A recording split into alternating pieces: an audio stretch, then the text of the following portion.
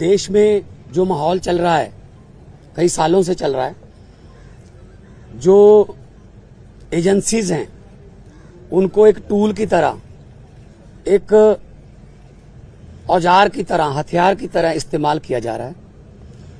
कोई भी विपक्ष का नेता, कोई भी विपक्ष का कोई लीडर अगर बीजेपी के जुल्म जबर के खिलाफ बोलता है तो उसके घर पे ईडी आती है, उसके घर पे सीबीआई आती है, इनकम टैक्स आती है। और ये अनडिक्लेयर्ड इमरजेंसी की तरह देश के हालात हो गए हैं। ये बात आज मैं इसलिए कह रहा हूं कि यही बात आडवाणी जी ने कही थी कि अनडिक्लेयर्ड इमरजेंसी वाले हालात हो जाएंगे। तो आज हालात वही हैं। गवर्नर, जहां इनकी सरकार नहीं है वहां गवर्नर के जरिए, राज्यपालों के जरिए तंग किया जा रहा है। मैं भी उसका पीड़ित हूं। एक केरला के मुख्यमंत्री अभी जंतर मंतर पर आके गए। तमिलनाडु के मुख्यमंत्री अपने गवर्नर से तंग है। उनका गवर्नर भाषण ही नहीं पढ़ता, उनका लिखा हुआ विधानसभा में जो पढ़ना होता है बजट सेशन में। ममता दीदी को हर रोज तंग किया जा रहा है। हेमंत सोरेन को गिरफ्तार कर लिया। दिल्ली में अरविंद केजरीवाल साहब को जब भी कोई काम करते हैं एलजी टांग अड़ाता है बीच में। सुप्रीम कोर्ट के जरिए सरकार चलानी पड़ रही है। हम भी सुप्रीम कोर्ट में पहुंचे हुए हैं। आरडीएफ का पैसा 5500 करोड़ रूरल डेवलपमेंट फंड का पंजाब का रोका हुआ है। नेशनल हेल्थ मिशन का पैसा रोका हुआ है। 8000 करोड़ से ज्यादा पंजाब का पैसा रोक रखा है। हम कोई भीख थोड़ी मांगते हैं, वो हमारे टैक्स का पैसा है, पंजाब के लोगों का हिस्सा है, वो योगदान है। फिर गवर्नर्स के जरिए सुप्रीम कोर्ट में मुझे जाना पड़ा गवर्नर के खिलाफ कि जी बजट सेशन नहीं होने दे रहे। सुप्रीम कोर्ट में स्टालिन जी सुप्रीम कोर्ट में, केरला के मुख्यमंत्री सुप्रीम कोर्ट में, अरविंद केजरीवाल जी, हर बात पे सुप्रीम कोर्ट में जाना पड़ रहा था। सुप्रीम कोर्ट के 5-0 के बेंच ने कहा सर्विसेज जो हैं वो अरविंद केजरीवाल जी के पास, सरकार के पास रहनी चाहिए। सुप्रीम कोर्ट का 5-0 का फैसला नहीं माना। उसी दिन ऑर्डिनेंस जारी करके कहते नहीं, अरविंद केजरीवाल को काम नहीं करने देंगे हम। क्या अस्पताल बनाने वाला, आज दिल्ली में अस्पताल बनाने वाला, जिसने पूरे देश में हेल्थ क्रांति लेके आई, पैरासीटामोल की छोटी सी टैबलेट से लेके 40-50 लाख जो टेस्ट है फ्री हैं। आप लोग भी जाते होंगे, आपके रिश्तेदार, भगवान ना करे कोई ऐसी बीमारी हो। अस्पताल बनाने वाला जेल के अंदर सत्येंद्र जैन। दिल्ली में स्कूल बनाने वाला, जिसने लाखों बच्चे, गरीबों के बच्चे नीट, एमबीबीएस, आईआईटी में जाने योग्य कर दिए, मनीष सिसोदिया जेल के अंदर है। राज्यसभा में मोदी जी के खिलाफ उठ के बोलने वाला संजय सिंह अंदर है। अभी अरविंद केजरीवाल साहब को ले गए। मतलब मुझे समझ नहीं आती कि देश में लोकतंत्र है कहां है। टीवी पत्रकार कोई अगर ऐसी रिपोर्टिंग कर दे, पत्रकार को पकड़ के लेके जाते हैं। कोई यूट्यूबर के बारे में, कोई यूट्यूब वाला कोई बोल दे कुछ, उसके लिए कानून लेके आए, ये आपका कंटेंट जो है ये भड़काऊ है, हेट स्पीच माना जाएगा इसको। सबसे ज्यादा हेट स्पीच कौन देता है देश में? सबसे ज्यादा हेट स्पीच बीजेपी वाले देते हैं। गोली मारो, ये आतंकवादी हैं, इनको वोट दोगे तो आपके घरों में आएंगे। मतलब ये हेट स्पीच तो ये है ना। हम तो काम की राजनीति करते हैं, हम नाम की राजनीति नहीं करते। मैं पंजाब का 2 साल हो गए मुख्यमंत्री बने हुए। 2 साल में 43,000 सरकारी नौकरी देके आपके सामने खड़ा हूं। 2 साल में हमने 829 आम आदमी क्लिनिक बना दिए। 1.25 करोड़ से ज्यादा लोग वहां पे आके दवाई लेके ठीक होके चले गए। क्या ये काम नहीं करने चाहिए हमें? वो आम आदमी क्लिनिक को बंद करने के लिए नेशनल हेल्थ मिशन का पैसा रोक रखा है। ये ना बनाओ जी। फिर 26 जनवरी की परेड में पंजाब की झांकी नहीं हुई। क्यों जी?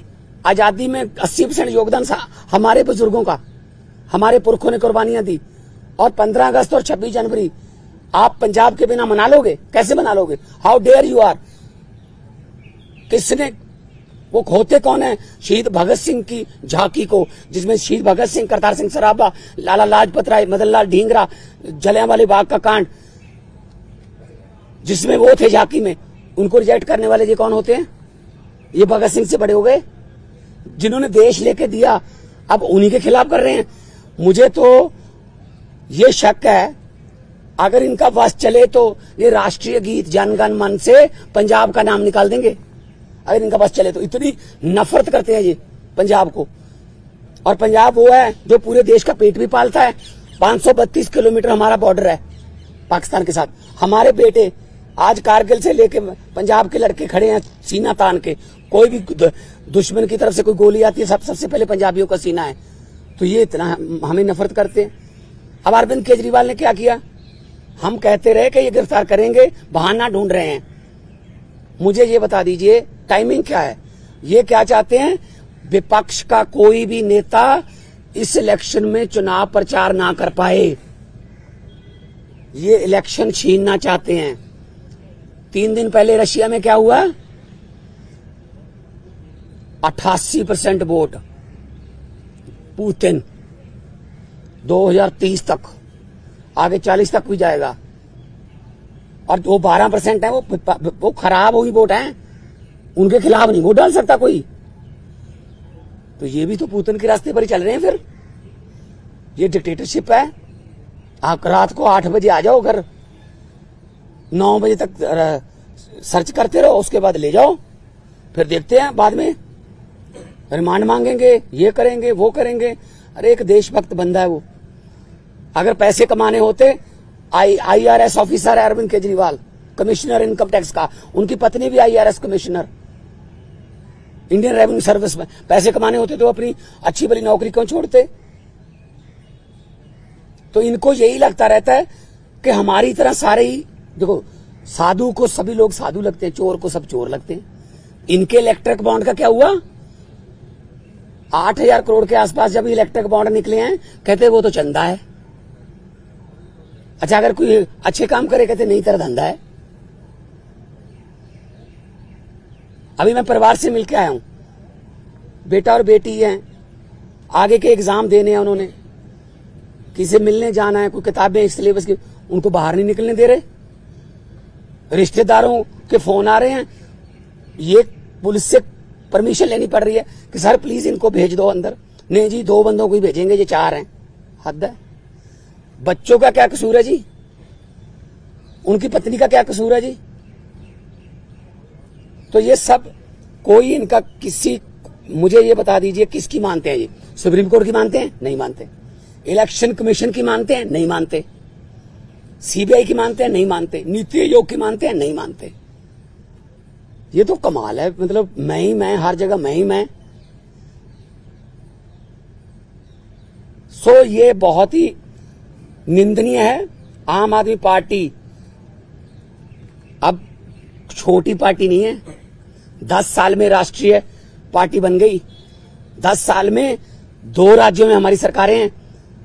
10 हमारे राज्यसभा के मेंबर हैं, 1 हमारा लोकसभा का मेंबर है, 5 MLA हमारे गुजरात में हैं, 2 MLA हमारे गोवा में हैं, मध्य प्रदेश में सिंगरौली में हमारी मेयर है, और चंडीगढ़ का मेयर हमारा है। और वो तो पता होगा ना चंडीगढ़ का मेयर कैसे बना, फिर वो तो पता ही होगा ना कि ये डेमोक्रेसी है। फिर कैसे गिन रहा था वो? 36 वोट गिनने थे, 36 वोट गिनने थे, 36 वोट, कैमरे लगे हुए थे। कैसे गिन रहा था? ऐसे वोट देख के। जब सुप्रीम कोर्ट गए तो जस्टिस साहब ने कहा कि दिखाइए कहां है वोट। ये वो 8 के 8 वोट उन्होंने वैलिड करार दिए। और पहली बार हुआ है जुडिशियल हिस्ट्री में कि कोई मेयर का नाम सुप्रीम कोर्ट ने जारी कर दिया कि ये मेयर होगा। तो अगर 36 वोट में से 8 वोट खराब कर दिए, मतलब ऑलमोस्ट 25%। मुझे इस बात का कोई हैरानी या खुशी नहीं है कि हमारा मेयर बन गया। मुझे इस बात की बहुत चिंता है कि 36 वोट में से 8 खराब कर दिए। अभी 4 जून को 92 करोड़ वोट गिने जाएंगे, उनमें क्या करेंगे? ये वोट कहीं डलता है, जाता कहीं और है, जीतता कोई और है। ये इन्होंने इलेक्शन को ऐसे समझ रखा है जैसे बस अब हमारा ही काम है। हम कहते रहे, पिछली बार भी अरविंद केजरीवाल जी ने कहा था कि अगर ये आ गए ये संविधान बदल देंगे, और बाबा साहब का, डॉक्टर भीमराव अंबेडकर जी का संविधान बचाना है। अभी जो देश में चल रहा है पूरी दुनिया देख रही है, उसको सबको पता है, लेकिन ऐसे किसी पड़ोसी या किसी विदेशी राष्ट्रपति से कहलवा लेना कि you are the most famous prime minister of the world. और अभी किसानों की समस्या थी, हरियाणा के बॉर्डर पे रोक लिया। पत्रकारों ने मुझसे पूछा, मैंने कहा जी, वो कहते हैं दिल्ली क्यों आते हैं किसान? मैंने कहा जी मोदी जी दिल्ली क्यों आए फिर अहमदाबाद छोड़ के? कहते जीत के आए हैं। मैंने कहा जो जहां जीत के आएंगे वो देश का राज करने के लिए, तो वहीं पे आएगा सारा देश, उनको दिल्ली क्यों नहीं आने देते? मैं लाहौर भेजूं उनको? लाहौर से ज्यादा तारें लगा दी थी, लाहौर वाले बॉर्डर पे पाकिस्तान ने तार नहीं लगाई हुई, हमारे वालों ने लगाई हुई है, उनको क्या जरूरत है?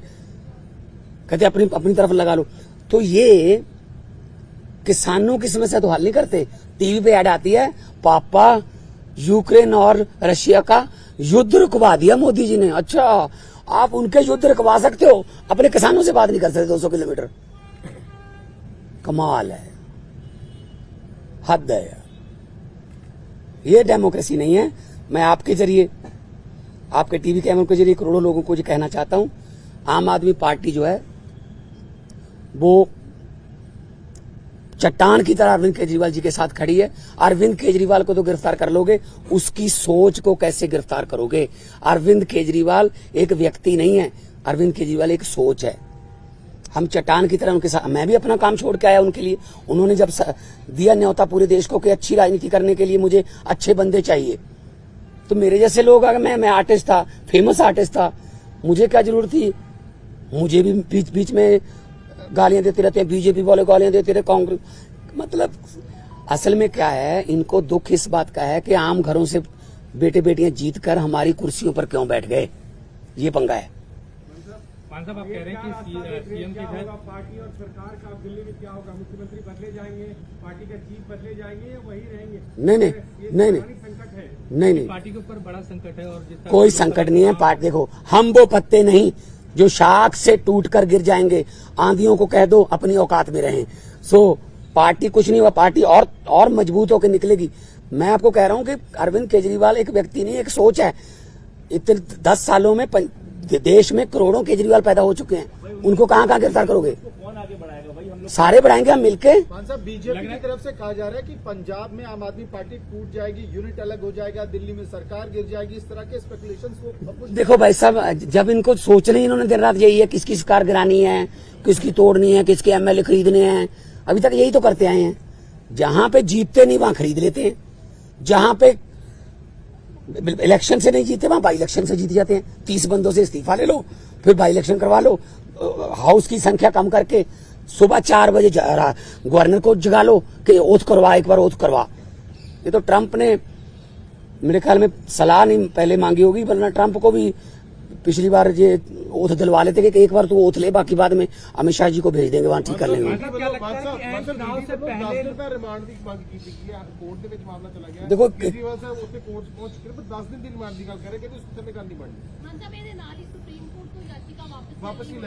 ਉਹ ਤਾਂ ਦੇਖੋ ਸਾਡਾ ਲੀਗਲੀ ਫੈਸਲਾ ਹੈਗਾ ਕਿ ਅਸੀਂ ਨੀਚੇ ਵਾਲੀ ਕੋਰਟ ਦੇ ਵਿੱਚ ਜਾਵਾਂਗੇ, पर 10 दिन का रिमांड मंगणगे, 15 का मंगणगे, फिर जुडिशियल रिमांड होगा, फिर जमानत कैंसल कराओगे, आ होगा। जब किसी की मानते ही नहीं है, या तो 5-0 का फैसला ही नहीं माना जब सुप्रीम कोर्ट का, तो किस पे भरोसा करेंगे? तो इसलिए हमें कोई डर नहीं है, ये कोर्ट फैसला करेगी कि कितना रिमांड देना है। हाँ।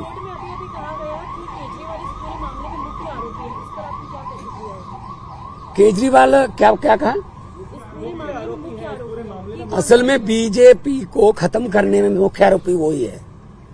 बीजेपी को डर ही वही है कि यार केजरीवाल अगर आ गया ना, ये हमें इससे डर है। उनको कांग्रेस से क्या डर? उनको बाकी पार्टियों की पता नहीं कितने इतने बड़ी बड़ी फाइलें बना के रखी हुई हैं, झूठी सच्ची बना के रखी हुई हैं। एक ही पार्टी है जिससे बीजेपी को डर लगता है, आम आदमी पार्टी, क्योंकि इतना तेजी से जा रही है आगे।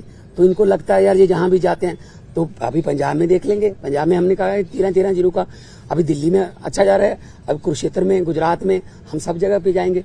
तो इसीलिए उनको मुख्य आरोपी लग रहा है।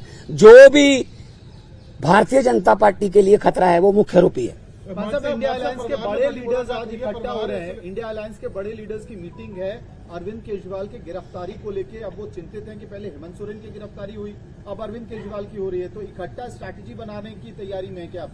बिल्कुल मीटिंग करेंगे। मैं भी उस मीटिंग में जाऊंगा। पहले भी मैं सभी मीटिंगों में जाता रहा हूं, अरविंद जी के साथ जाता रहा हूं मैं, चाहे बेंगलोर हो, मुंबई हो, पटना हो। तो इंडिया अलायंस में जो मीटिंग होगी उसमें, क्योंकि ये मामला अकेला अरविंद केजरीवाल का नहीं है, ये मामला डेमोक्रेसी को बचाने का है, ये मामला लोकतंत्र को बचाने का है। 2 घंटे कल पूरी छानबीन चली है, कहते कि निकल के कुछ नहीं सामने आया, पर फिर भी परिवार ने मान साहब भी दसो परिवार हौसले से। देखो केजरीवाल साहब की जो पत्नी है, उन्होंने कोई पहली बार नहीं ऐसा देखा, रामलीला ग्राउंड से पार्टी निकली, कितने दिन अनशन चलते रहे, जेल में भी पहले जाते रहे। तो ये ऐसी बात नहीं है कि परिवार में कोई शिकन नहीं है। हाँ, लेकिन आम आदमी पार्टी को जो ये कह रहे हैं कि डीरेल कर देंगे, प्रचार नहीं करने देंगे, ये इनकी गलतफहमी है। क्योंकि प्रचार में तो हम दुगना तिगना जो जोश है उसके साथ जाएंगे। और हमारे सभी अभी मैं जाऊंगा अपना गोपाल राय जी से, पंकज गुप्ता जी से, सबसे जो है हमारी पीएसी है, हाईकमांड है, उनके साथ मीटिंग करूंगा। अभी ये आज शाम तक फाइनल कर लेंगे, आज शाम तक फाइनल कर लेंगे। इंडिया अलायंस के कौन से नेता दिल्ली आ सकते हैं, मीटिंग करनी है, पीसी करनी है, जो भी हम करेंगे। लेकिन हम इस कितना है, हमारा अलायंस जो है वो बिल्कुल मजबूत है। अलायंस के पूरे साथियों ने विरोध भी किया है, और आने वाले दिनों में और ज्यादा हम इलेक्शन कमीशन को भी लिखेंगे कि एक नेशनल पार्टी के नेशनल कन्वीनर को आप पकड़ के आप उस समय जब प्रचार करने जा रहा है, तो ये क्या डेमोक्रेसी हो गई? आपने शिवसेना तोड़ दिया, आपने, है जी, आपने शरद पवार की पार्टी तोड़ दी, ठीक है, आपने जो चाहते हो कि इसको तोड़ दो, इसका चुनाव चिन्ह छीन लो, इसका ये छीन लो, ये छीना छपटी ज्यादा देर नहीं चलती। मैं इतना झूठ चल रहा है देश में, मैंने पार्लियामेंट में भी कहा था, ये क्या कर रहे हैं, ये देश को तोड़ने की बातें कर रहे हैं। ये देश के टुकड़े, असल में टुकड़े गैंग ये हैं जो देश को तोड़ने की बातें कर रहे हैं। मैंने पार्लियामेंट में बोला था कि लंबे सफर को मीलों में मत बांटिए, कौम को कबीलों में मत बांटिए, एक बहता दरिया है मेरा भारत देश, इसको नदियों और झीलों में मत बांटिए। हमारी पार्टी जो है वो बहुत जोश में है, जगह जगह पे आज पूरे देश में विरोध भी किया है। और अरविंद केजरीवाल इस संकट के समय से बड़े नेता बन के उभर के आएंगे। और लोगों को आज पता चल गया कि कैसे ये दमनकारी नीतियां जो इनकी बीजेपी की हैं, कि लोकतंत्र में अगर हम नहीं जीते, जो जीत गया उसको दबा लो, ये चलेगा नहीं। आपके